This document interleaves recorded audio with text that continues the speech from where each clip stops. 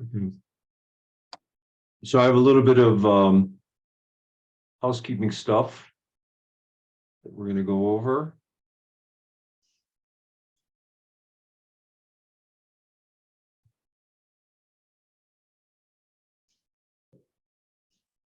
Okay. So first thing is, I started this meeting about a year ago, and it's kind of evolved over time intentionally. And so I'm going to do something a little bit different. I'm going to go into another mode of evolution. Hopefully it'll be a good mode. So I'm going to show you what that means.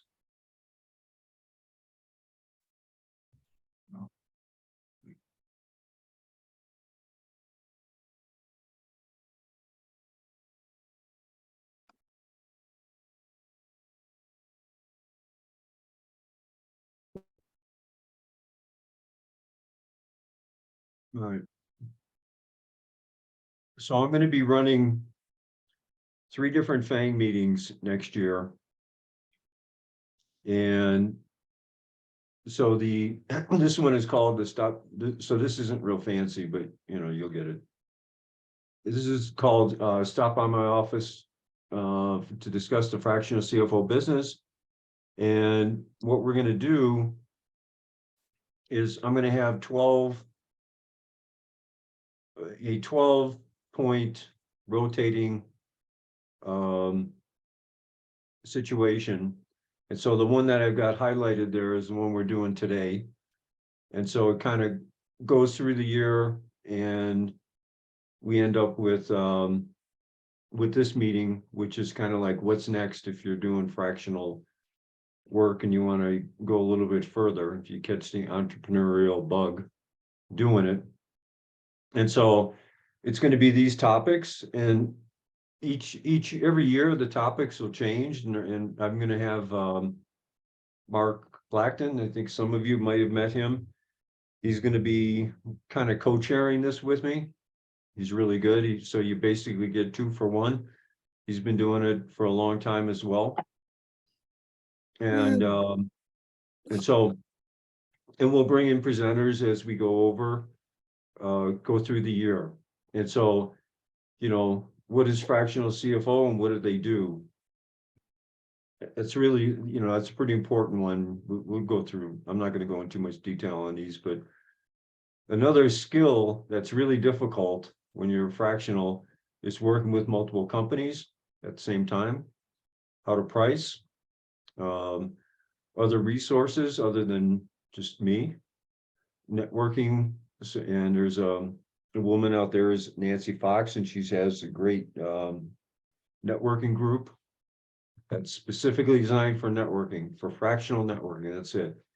LinkedIn, how to position your practice, the selling process, telling stories and why they're important, case studies, gives you so you can get a little understanding of what everybody does and how we approach the problems differently, and then using FP&A tools, and then of course this one. So a new thing that I'm going to start next year, back in the day, believe it or not, when I started, there really weren't too many general ledger systems. The first company I worked at was Zenith Electronics, and we actually used the black ledger books. And so we all had to learn ledger systems and ERP systems and MRP systems, and they've kind of become second nature for us. But now there's a new wave coming of FP&A systems, and I happen to have developed one. So I'm going to be doing so this is a separate set of meetings, a 3-part meeting, basically how they're structured and how they work, why they do what they do, some ways to apply them, and then using it within a business environment and how to make the business happen. So this will be a hands-on course. So it's like a course. It'll be hands-on. Everybody will get an instance of my software to follow along, and you'll get it for 6 months. You can just keep playing with it until you got it mastered. And then, you know, which isn't, by the way, that big a deal. It's not going to take 6 months, but it give you some opportunity to mess around with it. And you can either decide to use one of these FP&A systems as part of your practice. If you end up getting a job, you may find a job. More and more jobs are coming in with FP&A systems, and so you'll have all that experience. So it's really just a simple offering to everybody. And so every 3 months, it'll just repeat. So, you know, if you happen to miss one, you can come back and get another one. That'll all be recorded like this will. And I'm right in the process. By the year end, I should have my website all updated. And so all these recordings will be on there, all cataloged nicely and all that good stuff.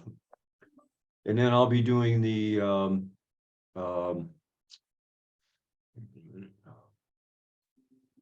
I'll also be doing the Denver chair again for the regular FANG meetings. And so, you know, what I'm trying to do is coordinate with a few other FANG chairs for the regular meetings, so that if you are in transition, you know, I've been in transition, and, you know, last thing I want to think is it's going to take me another, you know, 5 months to get a job, so that before I see all these meetings. And so what I'm going to try and set it up with some other FANG member chairs is we have this like rotating thing where if you're on a, you know, you're in transition, you can be at a different meeting every week, and we'll follow kind of similar agendas so that, you know, you're getting, you know, into your weekly routine of job search. So it'll be a true job search type of a meeting. Okay. And so this meeting is it's a meeting about, just a minute before I go any further. Yeah. Oh, that's okay. Never mind. I'm just going to keep going. So at this is kind of the wrap up meeting. So if you think of it this way, you know, I started off as a fractional CFO, and that's not what I was intending to do. I was just intending to survive. So I was young. I had children in school. And my goal was just to earn back the salary that I was getting. And, you know, I accidentally ended up in fractional, and I'll tell you about that. But the question is, once you've done that, you know, you may say, well, I just want 2 or 3 clients and I'm going to be happy, and I'll go, you know, on and do that. And that's good.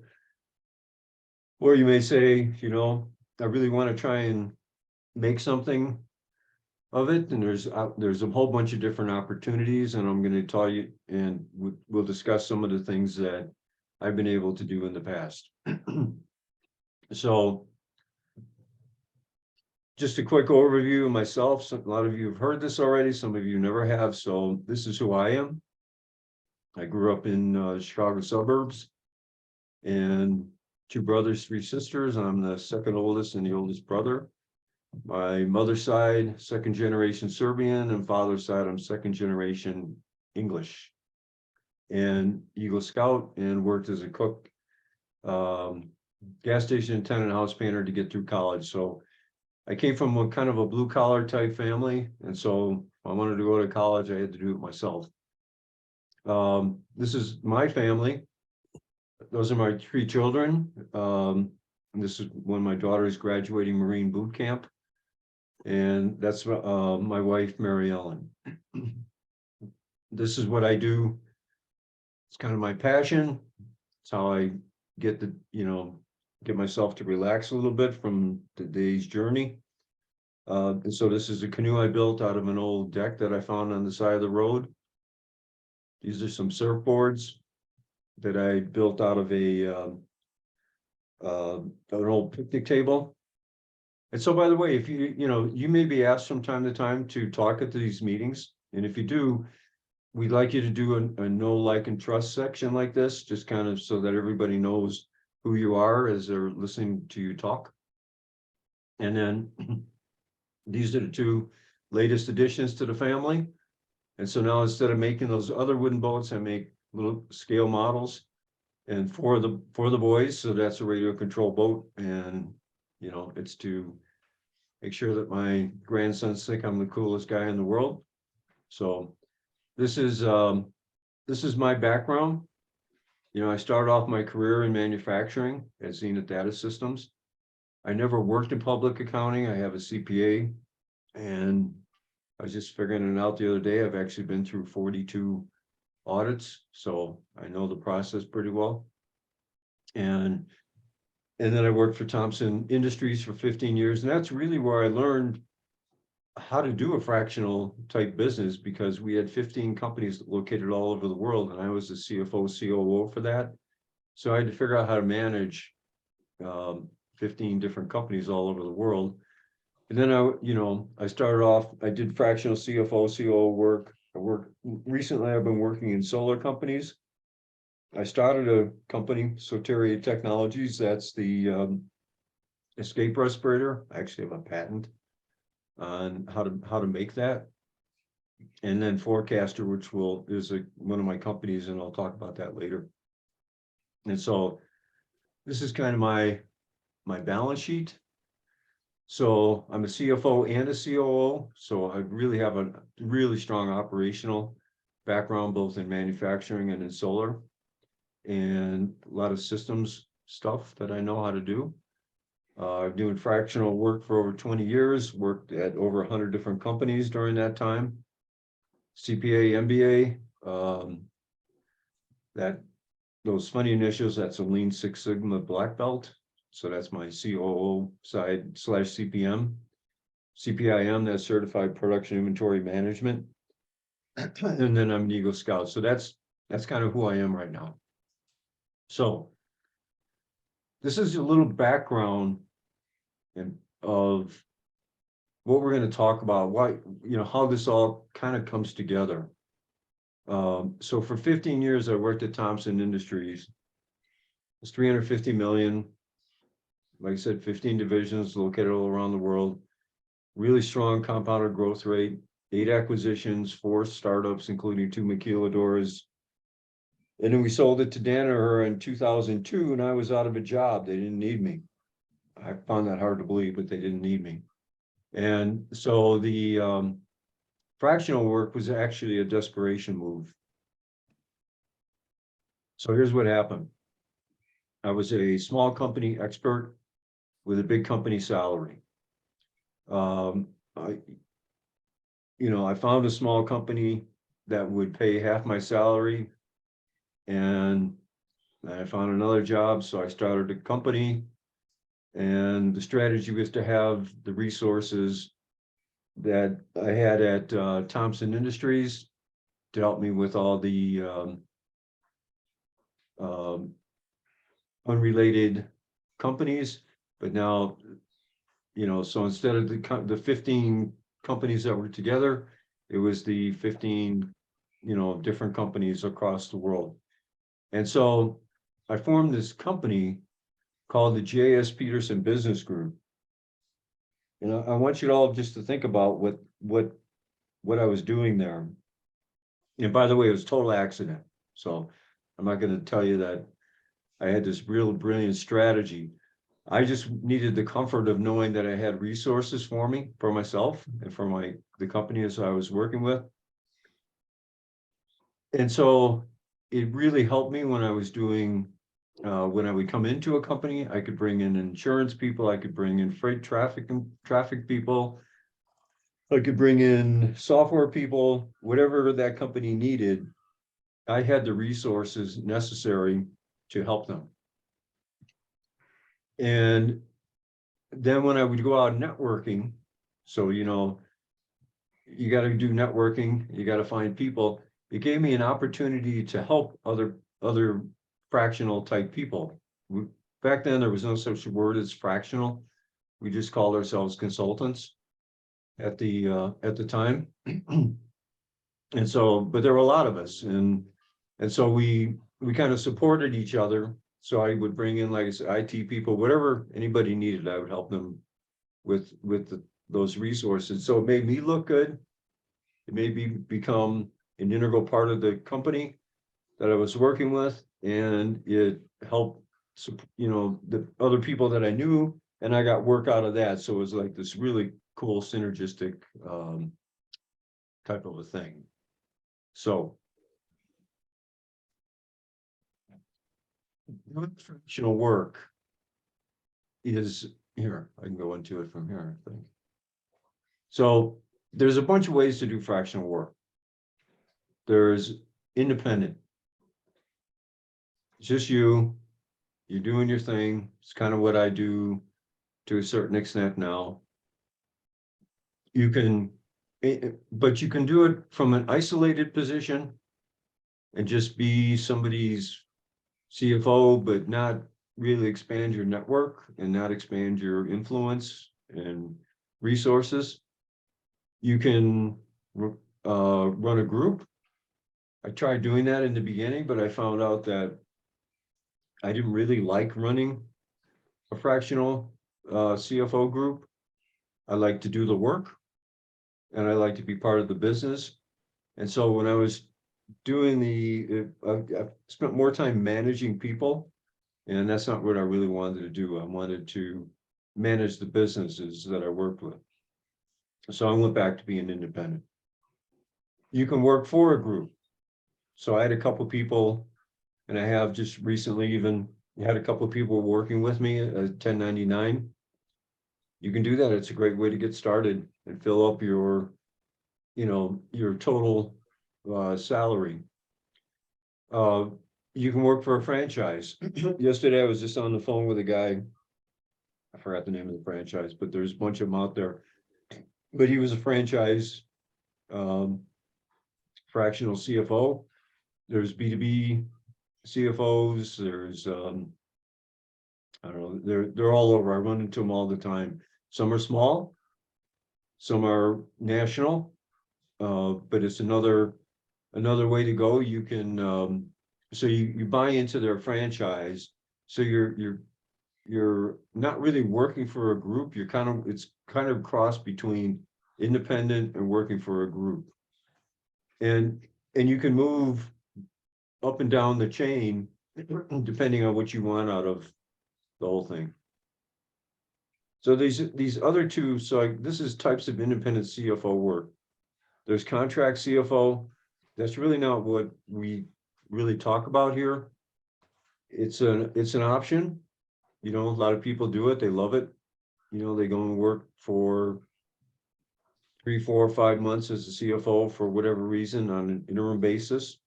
And then they have to go find another job. So you'll often hear people that'll say, well, Jeff, how do I get more clients? Because what happens is I get a client and I'm working for them full time, and then that assignment's done, and now I got to go do another one. Well, that's not being a fractional CFO. That's being a contract CFO, and you will run into that kind of problem if you do it that way. And then you can also do project work, which is really consulting. And I've done that sometimes to fill up my time when I had some extra time, make a little bit of extra money. So it does work. So anyway, so those are the different types of independent work. Now, so let's say you were like me and you're a fractional CFO and you're independent. Well, here's what happened. That was me. I'm out there working 2 or 3 clients at a time, kind of enjoying myself. But then one day I was driving along and I had this discussion with myself, and I said, what am I really doing here? I just really have kind of a complicated job. I was making really good money, so that was another plus, but it was a very complicated job. But then I said, but when I'm done and I decide to do whatever else I want to do, it kind of ends. So do I really have a business? I don't really have a business. I just have a complicated job. And so I decided to my decision at the time, this I call it fractional CFO 2.0. But my decision at the time was to, I said, look, I can't invent anything for whatever reason. You know, I'm not one of those guys that love to watch Shark Tank and all that stuff, but I'm not an inventor.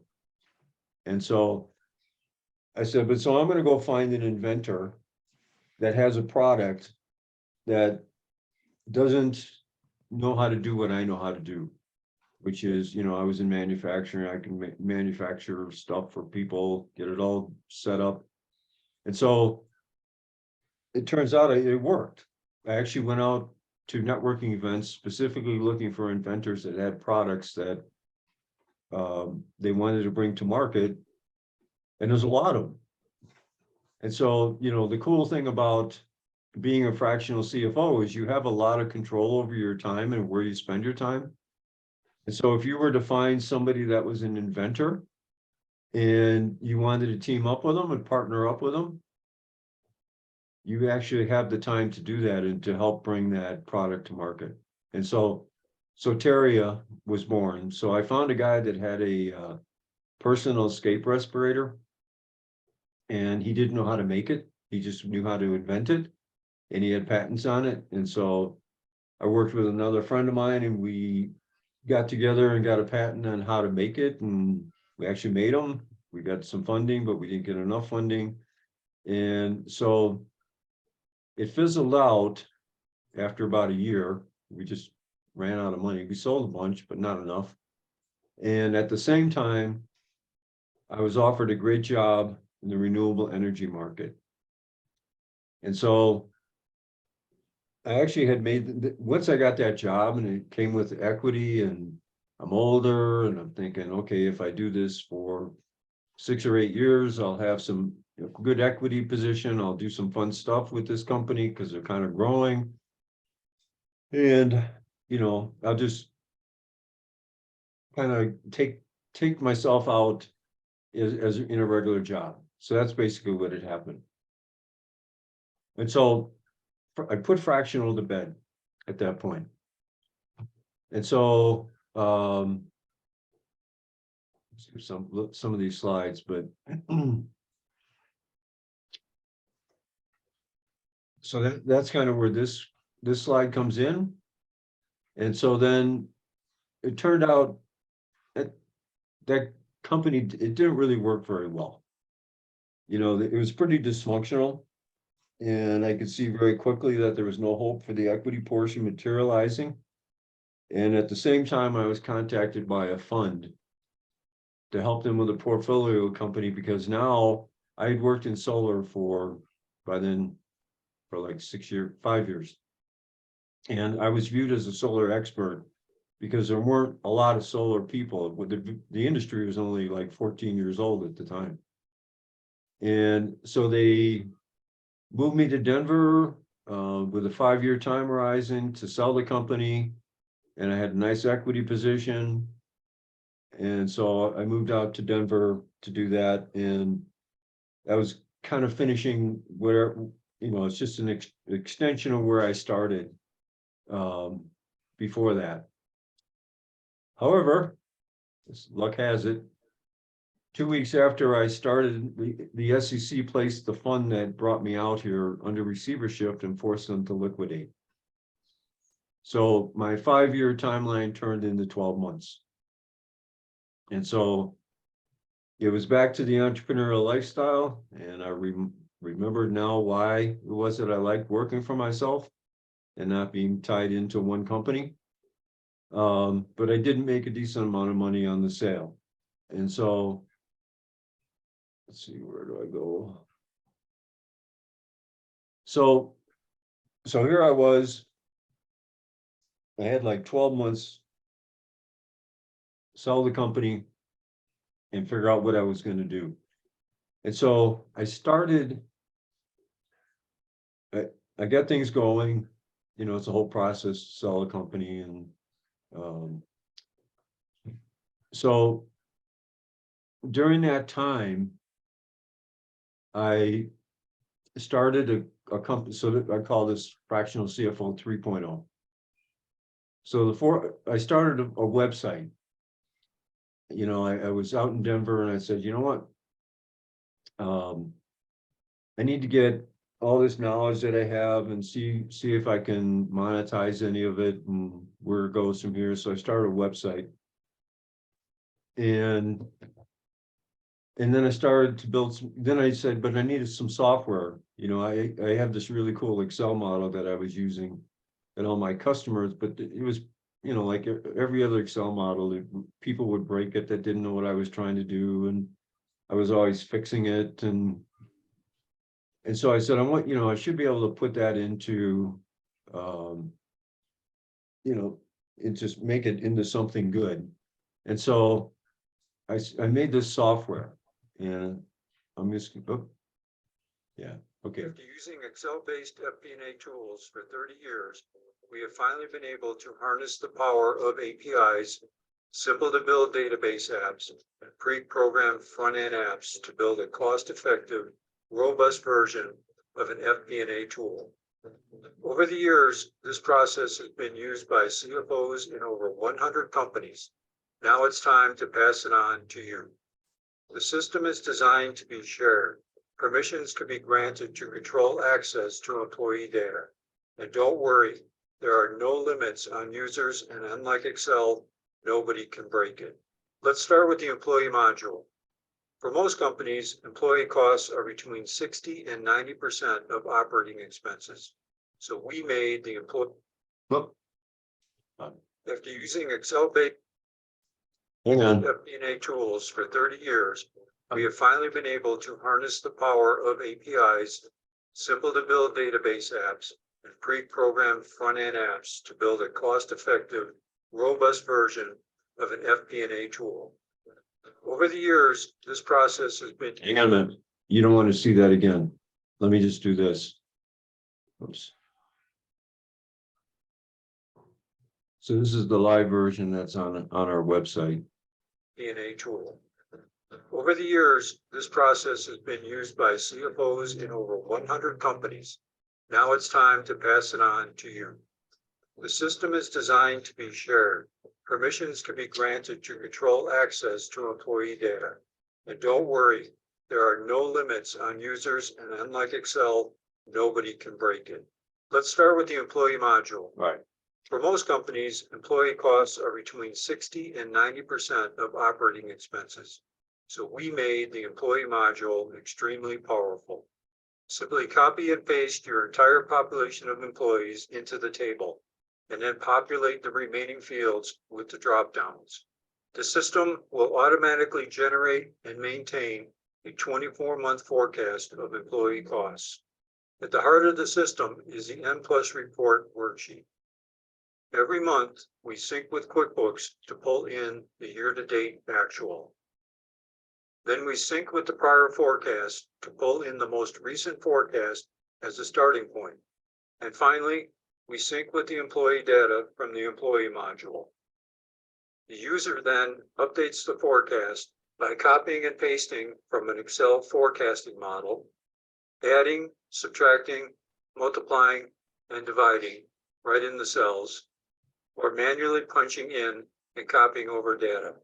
Forecaster has a presentation report that has comparisons to the budget, the prior year, and the prior forecast.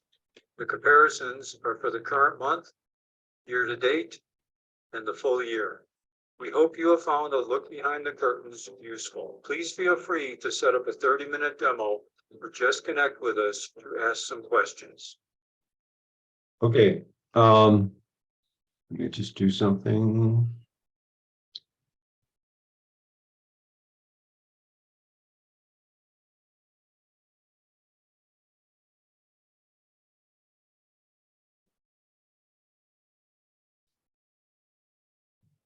All right, so that's the link to the website if you want to be able to actually see it.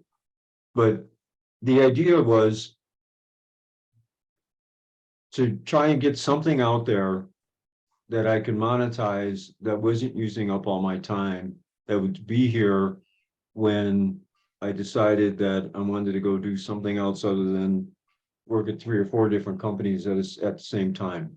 And so yeah, I have a product and it works out well. And just put it in perspective for everybody, that cost me about $100,000 to do.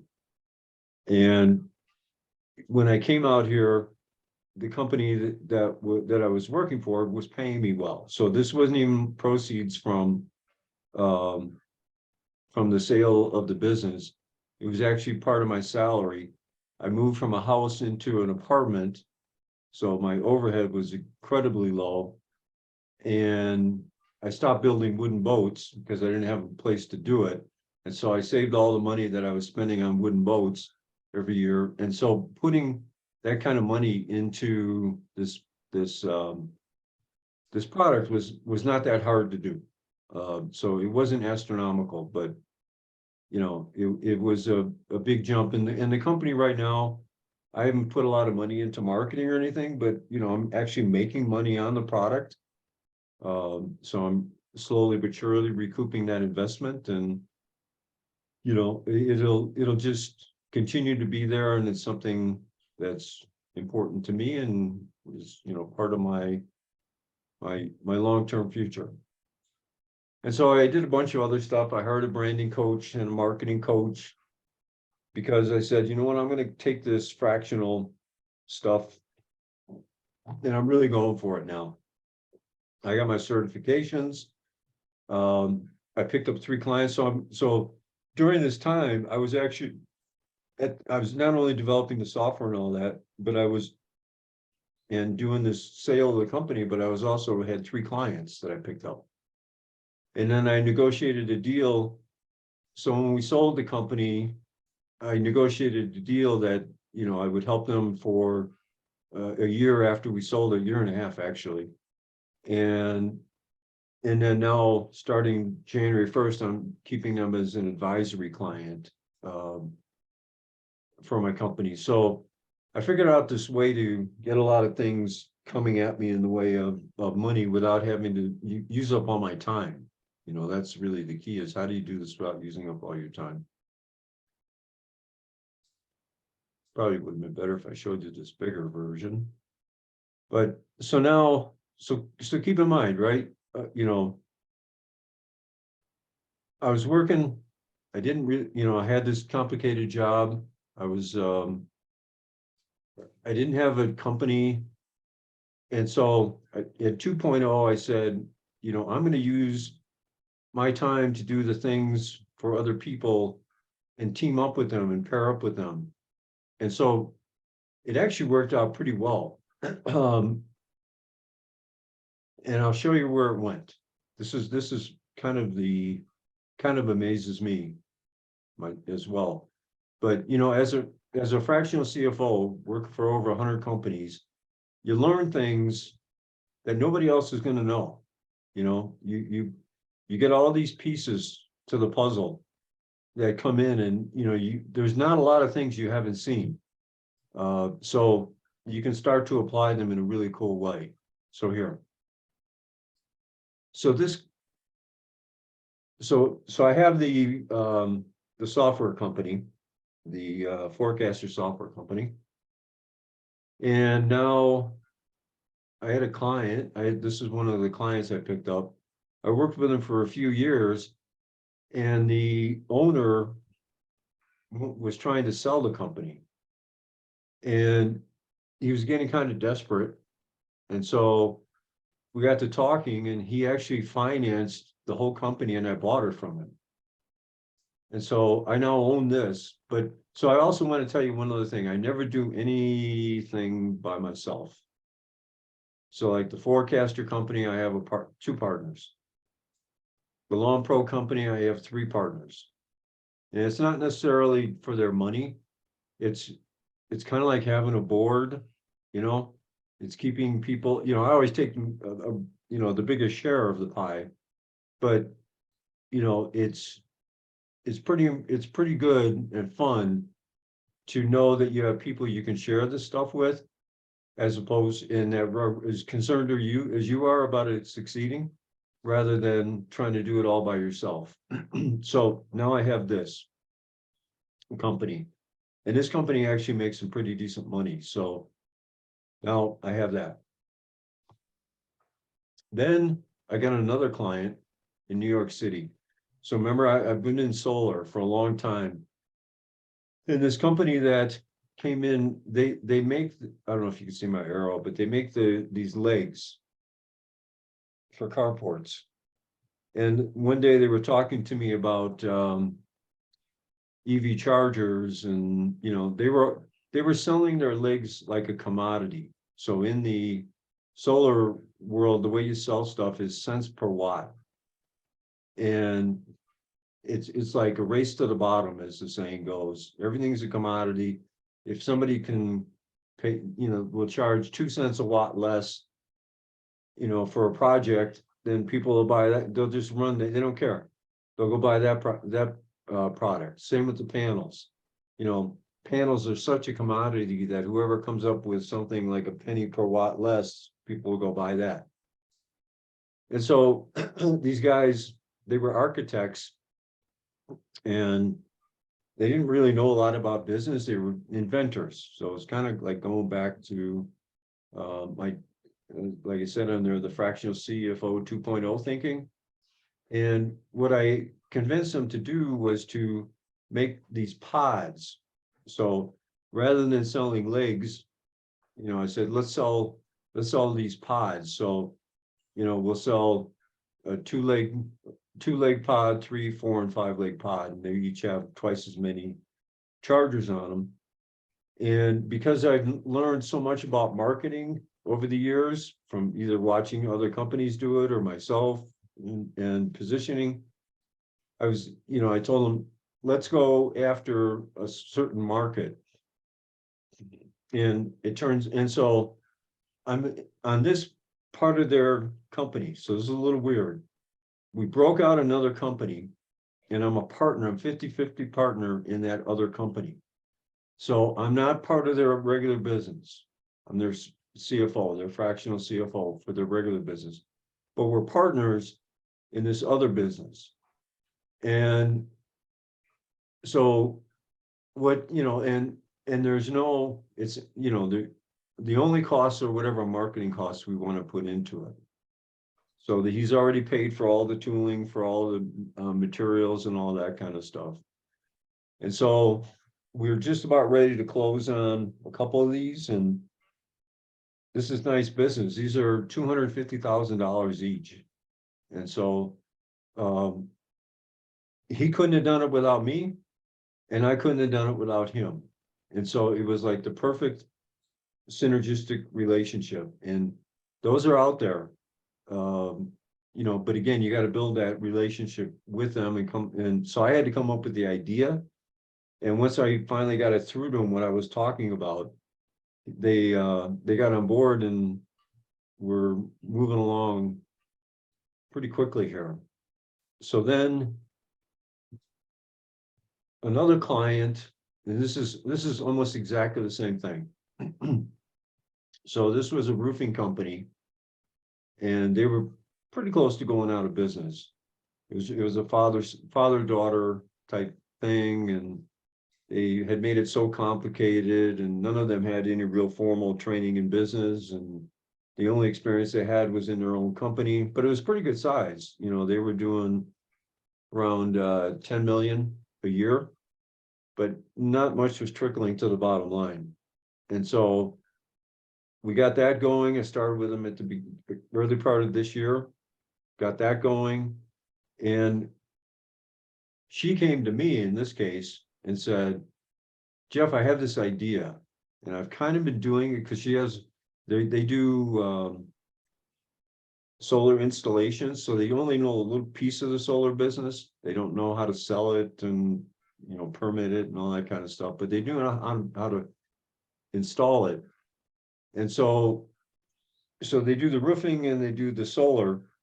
And it turns out solar companies have to sell a lot of roofs because you can't put solar on a bad roof, or if you do, you got a real problem on your hands. And so, probably 1 out of every 3 or 4 solar systems they sell, they have to sell a roof. And so her idea was originally doing educating. And, you know, I'm a process person, and I said, well, I got some ideas on how to get the whole process going. And between the two of us, we came up with a really cool idea where we kind of become their outsourced roofing division. We've got some guys down in Honduras that we built a really strong relationship that are really knowledgeable about the roofing business. And so she's had a client for a few years that she was halfway doing this with. And we just went up to a trade show last week in Albany, and we picked up 5 really strong opportunities, and we expect to close on 3 or 4 of those. And the nice thing about this kind of business, which is what you always want to look for, because, you know, as a fractional CFO, you have limited amount of time to actually put into a business. And so if you have to keep, you know, like if it was solar, so with solar, you sell it, you're done, you're out of business, you got to go find another customer. With this, our customers are the solar companies. So we find a customer and they'll do 10 to 20 roofs a year or a month.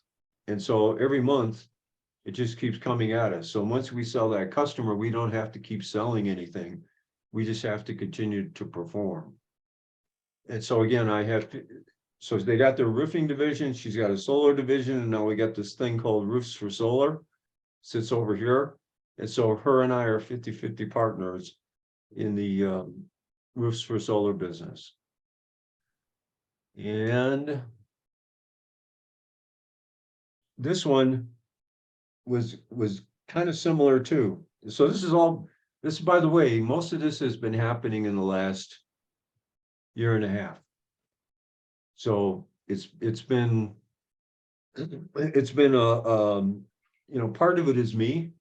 I kind of took a different orientation towards things and said, you know, I have a lot of value here. And so, you know, I started to get a little bolder with my ideas. And but this one, I gave a presentation at a meeting on how to be a fractional CFO. And this guy was there, and he owns a software company. And he asked me if I would be his business consultant. So he didn't want me as a fractional CFO. He wanted me as a business consultant. And I said, all right, well, let's try it, you know. And so we negotiated, and, you know, I said, I really don't have a lot of time, but, you know, I can meet with you 1 hour a week. So, you know, it was $1,000 a month for 1 hour a week. And I said, okay, I'll do that. Well, what I finally told him is I said, look, you don't have a product that you're selling. You just, you know, it's kind of that same thing like I was talking about. You know, it's not a good business where, you know, if you sell a project and great, now you finish the project, now you're going to go sell another project. And so I said, so you don't have any recurring revenue. So you need to develop some of your own software so that you have recurring revenue. And he says, but I don't, so this was a flip for me. He says, but I don't know how to do that. I don't know what kind of software there is out there. And so because I had been in community solar and I realized that there was no really good software out there for it because it's so new, that's like a 4 or 5 year old type of an industry. I told him we could develop software for community solar. And so basically he and I sit on a computer like 2 or 3 times a week, and he's coding through a low code software while we're developing a software for the community solar development and construction industry. I'm not sure where that'll go, but it's a really cool project, and it's a lot of fun because it uses all these different skills that I have, and we'll probably launch it mid next year. So that one I'm investing my time, he's investing his time. every once in a while, he'll have some of his programmers do some of the programming behind the scenes. And so I'm not paying that $100,000 to develop software this time. I'm just being the consultant for the software.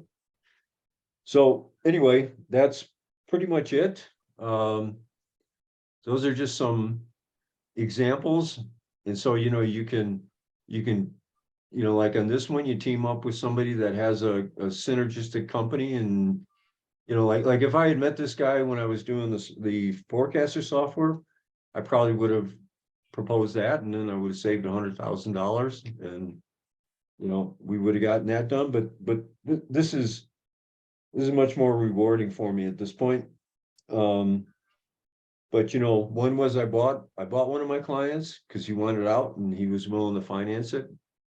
And, two other ones where I did spinoffs, one where I recommended the spinoff, one where she recommended the spinoff. So there's lots of options out there. So that's the idea. That's, the kind of thing that, that once you've been doing this for a long time, and trying to look around and see who we have here, but I see some people that have been doing some of this for a while, and you want to turn some things into a business, and you really get the entrepreneurial bug, it can be done. So any thoughts or any questions on any of this, or any dialogue? Anybody else doing anything similar? How's that? I got a question. This is Greg Driscoll. I have in the past, and I intended to go down the path of staying in the business, if you will, of fractional work, and I ended up getting hired by a company, and I'm sure, like a lot of people, ended up going down that path. I was really interested to hear more about to hear your comments about making an actual business out of it, rather than kind of an interim thing while you're waiting to find a job. Now I'm in a situation where I've actually, I guess, retired, if you will, but I've kind of missed, for a number of reasons, having a hand in business, and I'm kind of coming back to doing some of this work, not so much to earn a living, but more so to keep a hand in. And I'm interested to hear more about what other people are experiencing with it. I have the luxury, I guess, of not making a living at it, and kind of being pretty choosy about clients, and have a couple right now that are very interesting and that I enjoy working with. My point is that I have some experience with it. I'm still very interested in hearing more about how people, number one, identify their clients, how they determine whether it's going to be a good fit, and any other experiences that people have. I could talk about that forever. So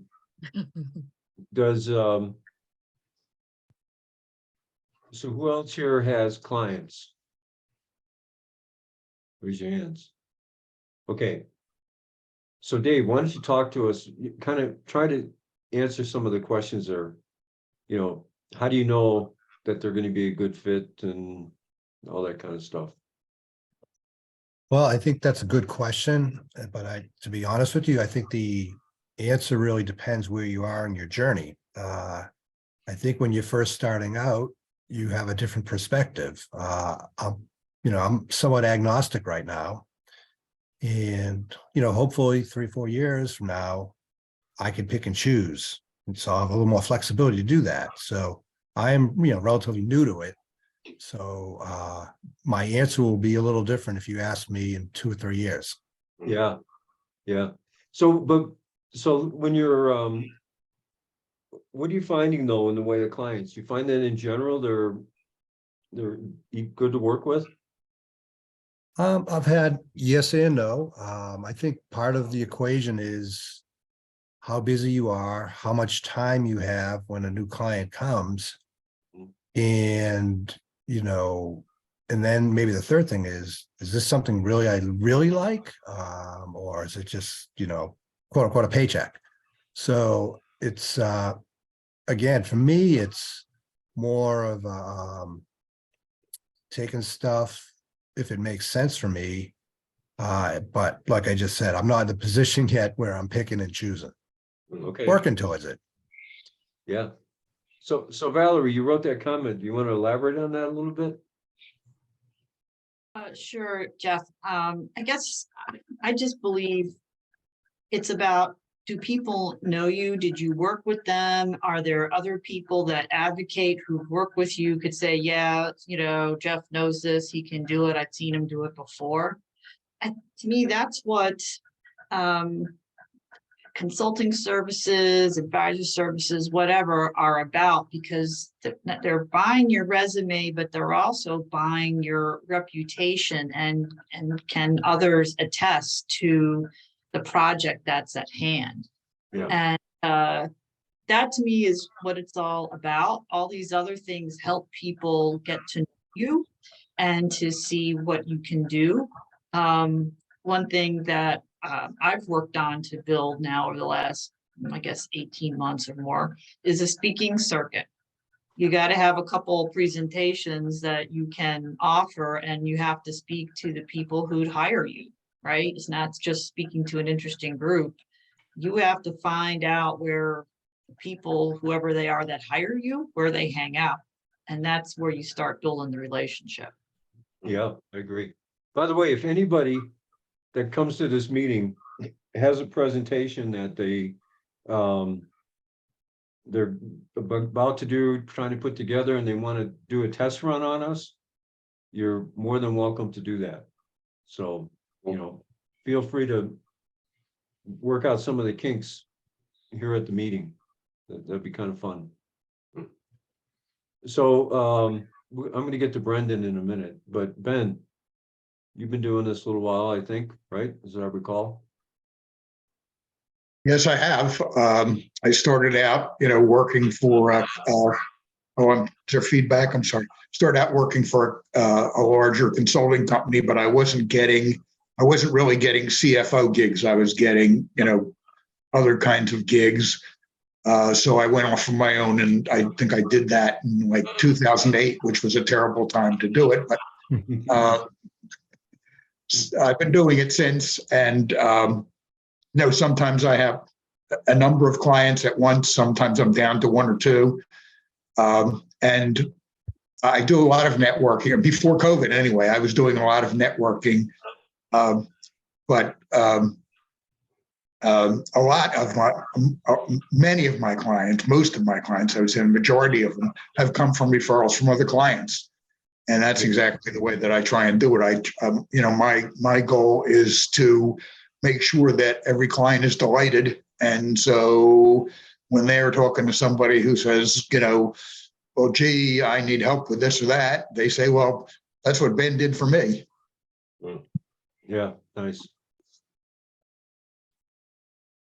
So Brendan has a similar journey to mine. I know she's dabbled in a lot of different business ventures, and she's doing another one right now. So maybe Brendan, you want to give a thumbnail on yourself and some of the stuff you've been working on? Well, I'd like to throw out also a couple of other ideas about productizing what you're doing, because Jeff, I love what you're doing. Oh my goodness. It's such a business model that leads to not only the ongoing revenue, but it gives you variety in what you're doing. And that's the thing that I've recognized is if you are truly going to love your journey in fractional, you need to make sure that you don't recreate a grind in your day-to-day job. So that's what I absolutely love about what you've done. The other thing that I've done that's been pretty cool is I took the topics that I found myself repeating over and over and over. So like every time I'd onboard a client, I'd cover the exact same ground every single time. And that got repetitive and boring. And it just felt like, even though I was working on something that was transformational to the client, it wasn't the type of work that I thrived on doing. I mean, I love the problem solving. I love the creativity. I love the design of systems and processes that people are going to implement. And that wasn't teaching. So what I did is I actually turned all of those typical conversations. Like if I found that what I did is I would teach people a process, and I took and created individual lessons around that. And then I recorded the lessons and then created the assignments and workbooks. And when I was all done, I had a digital course, and I sell the digital course. And then what I do is then, in addition to the digital course, I then pull everybody together in a group on an ongoing basis. And we have group coaching so that I can have the accountability to keep them on track and have the opportunity to engage in the community, because that's what I enjoy, is the people and the relationships. So I would encourage you to think about different ways to deliver your solution, and don't get stuck in thinking that you need to do every one of your interactions or engagements as a one-to-one, because if you think about building a one-to-many model, then, and especially if you can create that one-to-many model in a format that doesn't require any of your delivery time at all. And I mean, the operating system that we're using right now, Jeff, I know you shared how much it was to create your own technology platform. It is really expensive if you try to build your own now, but what is available is there are a lot of people that you can rent a space on their platform, Yeah. kind of like the renting an office. And like I rent a space on an LMS or learning management system that hosts my course content. It hosts the e-commerce side of it. So for any digital products, ebooks, things like that, it ties in with my marketing so that it'll actually handle, you know, Jeff's using ActiveCampaign. It does what ActiveCampaign does. I mean, it's everything all in one box. It's now, it doesn't do, so it's not as good as ActiveCampaign on the, like the email marketing, but it's sufficient. So, I mean, there's a lot of things that instead of it being a 10 out of 10 on every one of these things, it's a 10 out of 10 on hosting a course library, and a 6 out of 10 on some things, and an 8 out of 10 on another. So the thing is it is the coolest thing ever, and it costs me $160 a month. Yeah. And that'll let me have 10,000 people in my contacts, which you can do pretty doggone well with 10,000 contacts. Yep. And then from there, I can scale it to the next level, I think is $199 a month. And for that, I can have up to 50,000 contacts in it. So, oh, and it also hosts my website if I choose to put it on there. So I encourage you to just expand your thinking. And when you come to groups like this, I want you to really listen to what the business model is that people are incorporating. And because there's so much to be learned from what others have done successfully, and also what they've tried and didn't work out. And just because it didn't work for them doesn't mean it won't work for you. Sometimes it's just a matter of the right time, right place, right market, right skill set. There's any number of things, but this is your playground, and take advantage of it because it's way cool. Yeah, exactly. You know, I That's have, my 2 cents worth. yeah, that's good. So Brenda's going to be involved in some of the other presentations and all as well. And I see Valerie likes ActiveCampaign. I'll Mhm. tell you what I love about it is I know how to use it. And it's was big. very, very intuitive. Yeah, that was my hurdle. If I can figure out how to use it, I'm staying with it, you know? Yep. Yeah, well, I probably was really immersed into it, because what I envision using it is for, I mean, it does have a CRM capability, but having then this, you know, database, it doesn't have to be thousands and thousands, but then I can run campaigns saying, oh, I haven't talk to somebody in 3 months. Well, I can run a campaign on people like that, and I can embed my calendar link, and I can make that email seem very warm and inviting than having a separate spreadsheet, dumped out of LinkedIn and trying to track stuff. Yep. So I think, to me, as a business owner, because I'm fortunate, I have a co-founder, is we have to think about how can we use tools. It's not just automating, but using tools to be as effective with business development, outreach, and continually cultivating as the big consulting and public accounting firms. That's really I think the way to think about it. It's not about just automation, it's using tools to be more effective. Yeah, that's great. So, Brendan just reminded me of something when she was talking. I have lots of people ask me, how can you handle owning 5 companies at the same time? And if you're a fractional CFO, what's the one skill you have that most other people don't have? It's the ability to work with multiple companies all at the same time. You become an expert at doing that. And so, to me, this is like my comfort zone. I've worked at over 100 companies, and I've had 3, 4, 5 companies all working with me at the same time. And I really enjoy doing it. And so, this allows me to not get into the mundane of the world, and I can go from one business to the other. I have people working for me in a couple of the businesses, and it's just, you will develop a skill. The longer you do this better that skill will be. And it's a really valuable skill set, is to be able to work with more than one company at the same time. So Greg, And what I do you think, think? well, one thing I do want to throw in there before I forget it is what you've done, Jeff, that has made you able to work on multiple opportunities at once, is you've also identified the systems that allow you to be as effective. So if you think about it, if you were in a day-to-day job within those companies, if you really examined your high payoff activities, it's that whole 80-20 rule. 80% of your results come from 20% of your efforts. Yeah. Well, when you move to fractional, all you do is the 20%. Yep. And it allows you to accomplish some amazing work for your clients. Yeah, exactly. So Greg, you've got a few clients going on. You had some before. Are you finding that same thing where you're Yeah, able to? yeah, I think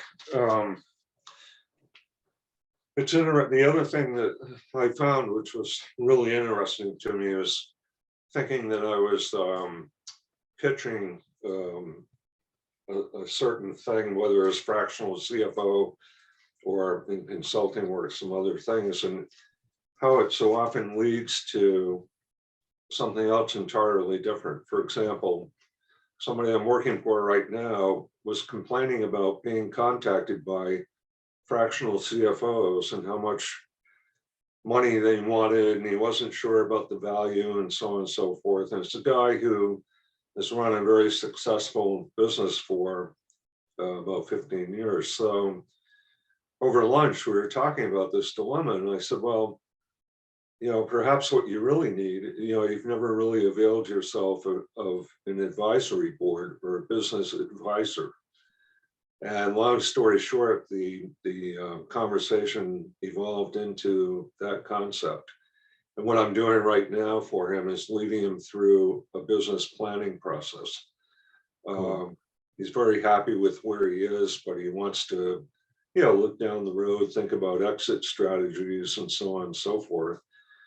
And one of my roles with LO Bean, in fact, was I headed up strategic planning for the company. And I've been able to,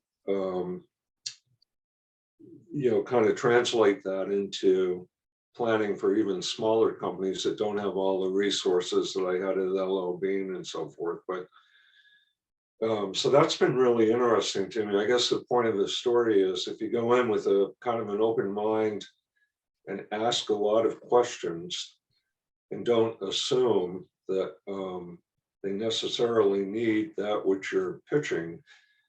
You may find that you have other things to bring to the table that they are in fact looking for. Yep. So that's been interesting. Another thing that I went through earlier on, which I learned an awful lot about, but I really don't want to do again, is I helped a company go out of business. Yeah. And working on their accounts payables and their vendor relationships and dealing with the attorneys and so on and so forth. And it was a really interesting and difficult process, and I'm glad I did it, but it's not something I necessarily want to look for again. And that was kind of around my question of how do you make sure you're looking for companies that are a good fit, and that you can bring something to the table, but that you also enjoy doing. So Yeah. Yeah, that's always good. So there's a bunch of new people here. So if I can so Dennis Gilman, are you there behind the? I am still here, Jeffrey, behind the, yes. Yes, well, it's good to have you at the meeting. So I Dennis, will, I'll show my, my mug here, although I just had some recent surgery, so I've got something on my neck I wasn't really trying to present. But I've been CFO for about 40 years in private companies, mostly small cap, lower middle market. In the last 15 plus years, I've been in CPG food, mostly in for private equity portfolio companies. And so just kind of just did another exit transaction, and it's like, okay, well, do I want to keep on doing this every 3 to 5 years and find something else, or is it time for me to look into a variable model, which so I'm just doing that. So just as maybe the second exposure I've had to it. So you guys have been out there doing it for a while, and I haven't. So just trying to figure out how do I make that transition. yeah. But so, thank you so much for having this this forum for this. Yeah, good. I'm glad you're getting stuff out of it. So by the way, what you have here is a mixed bag, right? So there's some people are brand new. Abigail, I know, is pretty new at this. And you heard from Dave. And so, you'll get it from all different perspectives.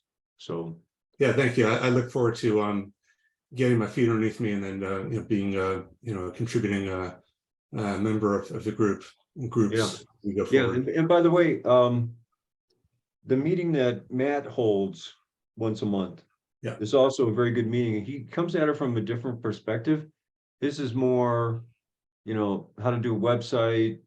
He's been running that consulting company for years, right? The FENC, or whatever, the FENC, I think.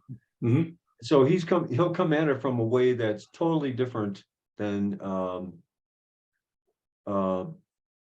what I may talk about, because he's looking at it as a consulting company. And it's good. It's good to get all these different perspectives. And so Brendan will be part of this. She has a different perspective. Mark Blackton will be part of this. He's had a different perspective, and and a lot of the guys that in Valerie, for example, has her perspective. So the people that are on here are good. That's why I try to open it up for feedback. The more you want to talk, anybody on here, the better. So Tom, I don't think have we met before? Pleasure to meet you, Jeff. Yeah. And so what's your journey been? Who am I? I formed my own consulting firm about 2.5 years ago. Been spending Okay. most of my time with small, mid-size, and a few large companies. At the same time, I've been speaking with a number of fractional CFO firms in the US. Okay. And haven't made a decision yet. At the same time, I'm keeping my eyes open in terms of potential small or medium-sized CFO full-time positions. Yeah. So my intent today was just to learn a little bit more about the process, and probably one of the things that I won't use the word concern, but concern would be an overstatement, of jumping into a fractional CFO firm and being immersed in business development, not being paid, rather than working on project by project per week and per month.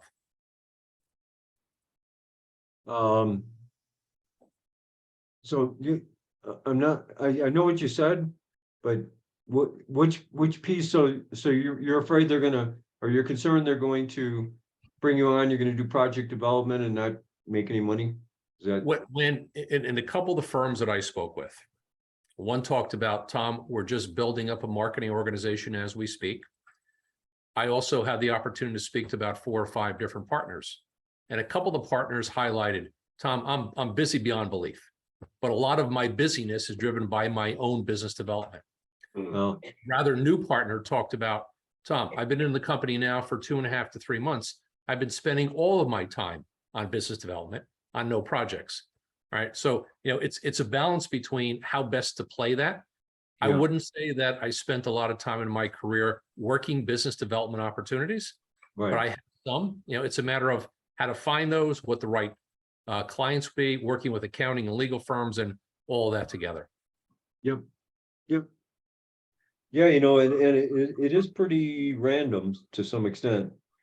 Sometimes you'll strike a gold mine and other times, you'll hit some dry spots and, I think it was Ben that was saying that, when you start getting the referrals, then it gets pretty simple. Mm. Unless, like in some of these, fractional CFO groups, they want you to sit up here, develop business, and then feed people working for you, Mm. And so, in that case, you're basically doing business development all the time. And you're feeding the machine, of the people, and you get a cut off, they get a cut, and then you get a cut off to people that are doing the work for you and that sort of thing, so. It's, So yeah, go I ahead. just gonna mention that recently I talked to a firm locally, and I thought it was a really interesting model they have, and not one that I want to be part of, but nonetheless interesting. And what they do is they actually outsource their marketing. And evidently there are firms out there that will do your prospecting and so on and so forth. Yeah, And everybody in their corral is doing project work. Nobody's doing any business development. And I thought it was kind of interesting. It didn't appeal to me. I actually enjoy networking, and again, I'm not looking to make a living right now, but I thought it was kind of an interesting idea. yeah. And evidently there are people out there that will actually do your prospecting and lining up, clients for you. Yes, there are, especially, it's become, back when I first started, I had to go recruit some of my own cold callers, but now there's businesses that's all they do. I get hit with them all the time on LinkedIn. So it's kind of annoying. All right, but so I do have to jump on the hour here. It's 3 o'clock for me. I don't know, depends on where you are. So I will have a merry or happy holidays, Merry Christmas if you're a Christian. And I will see you in January. Thanks a Thank you, lot. Jeffrey. Okay, bye, Thank you, Jeff. everybody.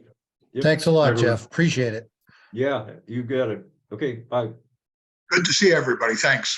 Yeah, same here.